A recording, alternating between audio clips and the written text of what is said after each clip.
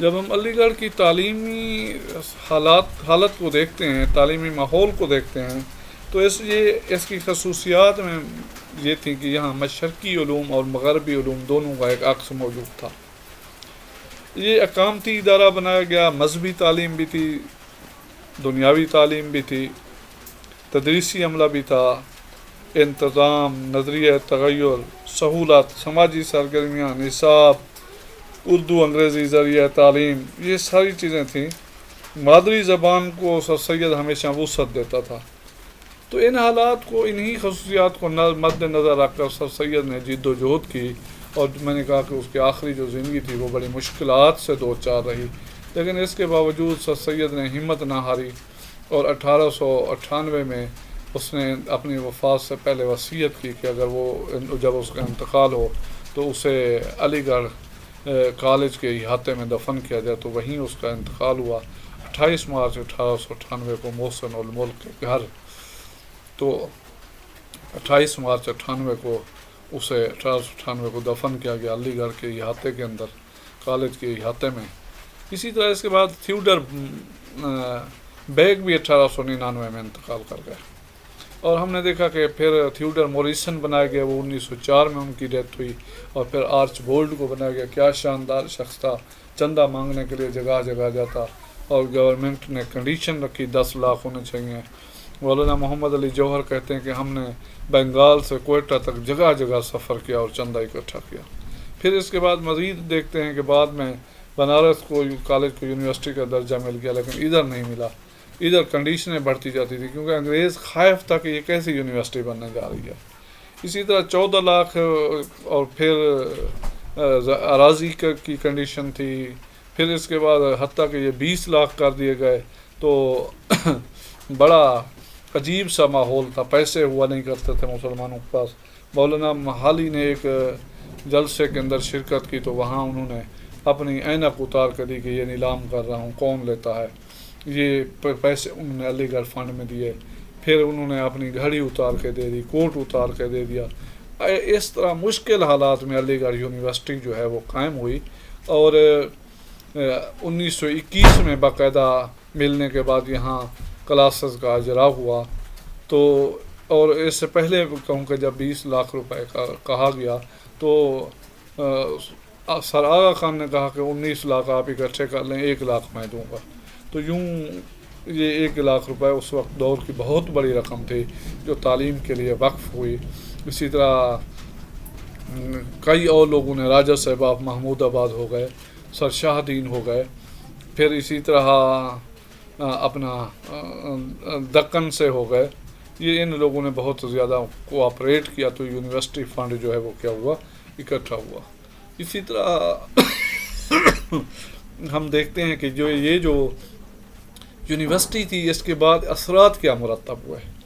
اگر ہم اثرات کی بات کریں تو علی گڑھ یونیورسٹی کے، علی گڑھ موومنٹ کے مسلمانان ہند کی زندگی پر کئی اثرات مرتب ہوئے، اور اگر ہم اثرات کی بات کریں تو مسلمانوں میں تعلیم کا فروغ ہوا، وہ تعلیم کی طرف عصر نو مائل ہوئے۔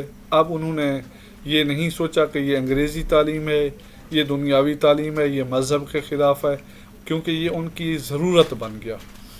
اسی طرح انگریزوں اور مسلمانوں کے درمیان کچھ غلط فہمیاں کم ہوئیں، پھر جو کشمکش جاری تھی وہ کیا ہوئی، وہ ختم ہوئی۔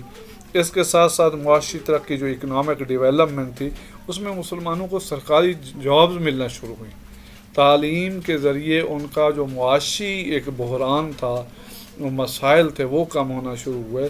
پھر اسی طرح سیاسی قیادت جو ہے وہ سامنے آئی، جتنے تھے، آغا خان ہو گئے، محمد علی جوہر ہو گئے، محسن الملک، وقار الملک، سلیم اللہ خان، یہ جتنے لوگ تھے، سر شاہ دین، یہ جتنے بھی لوگ تھے، راجہ صاحب آف محمود آباد، سب کا تعلق اسی علی گڑھ یونیورسٹی سے تھا۔ شبلی نعمانی، یہ جتنے بھی لوگ تھے، اسی کے متعلق کہا گیا کہ فرسٹ جنریشن آف علی گڑھ، پاکستان کے قیام پہ فرسٹ جنریشن آف علی گڑھ کو کریڈٹ جاتا ہے کہ وہ آزادی حاصل کرنے میں کیا ہوئے، کامیاب ہوئے۔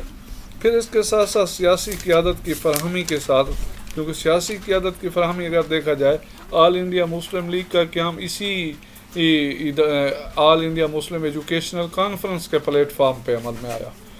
پھر اسی طرح تعمیر کردار میں انہوں نے بڑا کام کیا، مسلمانوں کے حقوق کا تحفظ کیا، مسلمانوں کی تہذیب و ثقافت جیسے اردو زبان ہے، مسلمانوں کے ادارے تھے، انہیں بچانے میں علی گڑھ موومنٹ جو ہے ان کا کردار بڑا نمایاں تھا۔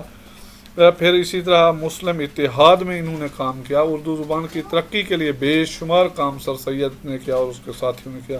اردو زبان کی تعمیر و ترقی میں سر سید اور اس کے رفقا کا کردار ایک مثالی ہے، اور اس میں آپ دیکھ سکتے ہیں کہ سر سید نے خود اردو نثر کو پروان چڑھایا۔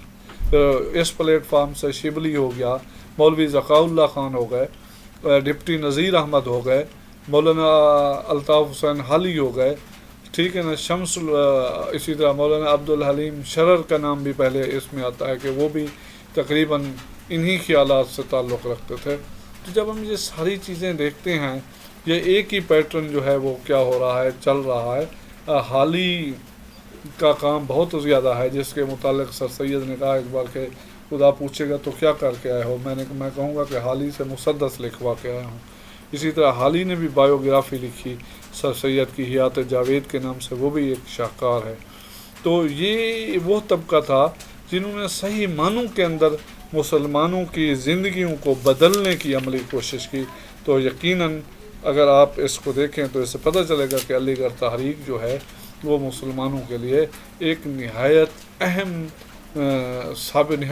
ثابت ہوئی، ان کی تعلیمی اور ادبی ترقی کے حوالے سے۔ ناقدین کچھ تنقید بھی کرتے ہیں اس پہ کہ یہ سر سید نے اس سے انگریزوں کی اپنا ایما پہ شروع کیا۔ سر سید کا نظام تعلیم جو ہے وہ کل وقتی نہیں تھا، ہنگامی تھا، اس نے لوگوں کو مذہب سے دور کیا، خاص طور پہ علماء سر سید کی مخالفت کرتے ہوئے نظر آتے ہیں۔ لیکن میں ذاتی طور پر یہ سمجھتا ہوں سر سید نے اس نظام تعلیم کو شروع کر کے مسلمانان ہند کو ایک روشنی کی جو نئی کرن دکھائی، آج ہم سب اس سے استفادہ کر رہے ہیں۔ تو میں یہ کہوں گا کہ علی گڑھ کی تحریک نے تحریک علی گڑھ نے مسلمانوں کے لیے ایک عملاً مسلمانوں کی زندگی کو عملاً بدلنے کی جو یکسوئی کے ساتھ کوشش کی، یہ اس کا ثمر ہے کہ ایک اعلیٰ قیادت فراہم ہوئی جو قیام پاکستان کی وجہ بن گئی۔ خدا رحمت کند این عاشقان پاک دین اطراء، سر سید کی خدمات، اس کی عظمت کو سلام کہ اس نے تعلیم کے ذریعے قوم کی جو ایک عظمت رفتہ تھی اس کو پھر سے بحال کر دیا۔